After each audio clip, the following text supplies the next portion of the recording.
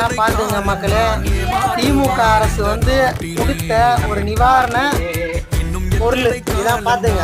1 kilo அரிசியும் 4 biscuit packet, 3 biscuit packet, நல்லா பாத்துங்க 3 பிஸ்கெட் பாக்கெட்டு, அப்புறம் பாத்தீங்கன்னா வாட்டர் பாட்டில் 300 ml. இதான் இந்த திமுக அரசு வந்து துறவி கிராமத்துல கொடுத்துருக்காங்க.